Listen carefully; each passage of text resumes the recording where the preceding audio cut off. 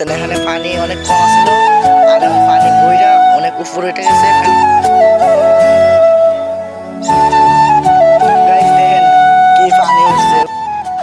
Hello আসসালামু guys, আপনারা সবাই কেমন আছেন? আশা করি সবাই ভালো আছেন গাইস। আমিও ভালো আছি আল্লাহর রহমতে। আজকে আপনাদের মাঝে নিয়ে আসলাম একটা ব্লগ ভিডিও, গ্রামের ব্লগ ভিডিও।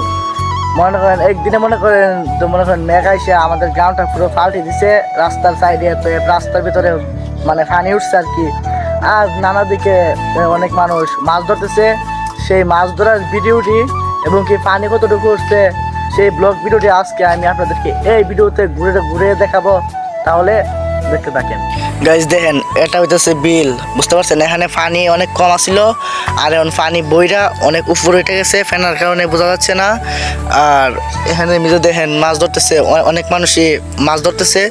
আগে এখন গিয়ে আমি আপনাদেরকে সেই মাছ ধরার ভিডিওটি দেখাবো, আরও অনেক দৃশ্য দেখাবো। মনে করেন এই যে বিল্ডিংয়ের এই সাইডে পানি উঠছে, অনেক অনেক উঁচাতে পানি উঠছে, সেই দৃশ্যগুলো আমি দেখাবো। আপাতত আমি মাছ ধরার ভিডিওটি আপনাদেরকে দেখাই।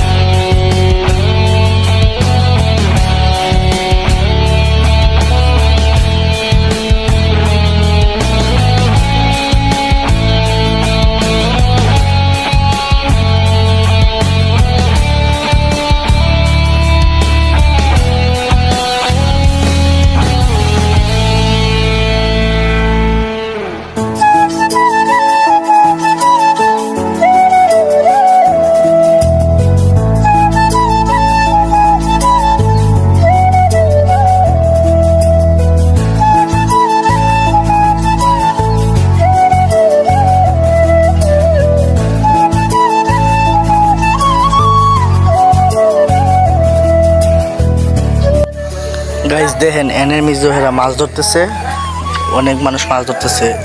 এবং কি দেখেন আমার বন্ধু এনে জাল ফেলাইছে মাছ ধরার জন্য। আর দেখেন কতগুলো মানুষ মাছ ধরতেছে সাইডে। এই দিনে গাইজ মাছ ধরার দিন, আর একদিনে পানি অনেক উজাইছে, অনেক বাড়ছে। গাইজ দেখেন কি পানি উঠছে, ওই যে এটা হচ্ছে মূলত একটা মাঠ। এই মাঠ পানি ছিল না, পানি মানে আমরা গতকালও খেলছি মাঠের নিচে, ফুটবল খেলছি। আর আজকে দেখেন পানি উঠটা কি হয়েছে। আরো অনেক জায়গাতে গাইস পানি উঠছে। এটা হচ্ছে একটা বিল, আপনাদেরকে শুধু এই বিলের ইয়েটাই ঘুরিয়ে দেখালাম প্রাকৃতিক দৃশ্য হিসাবে। তাই আরো অনেক জায়গায় আছে। আবার ওই সাইডে উপজেলার পিছনে বন আছে, হ্যাঁ প্রচুর পানি। শুধু আপনাদেরকে শুধু এটাই দেখালাম। তাই আশা করি আপনারা তো সবাই ভিডিওটা দেখছিনি যে পানি কতটুকু উঠছে।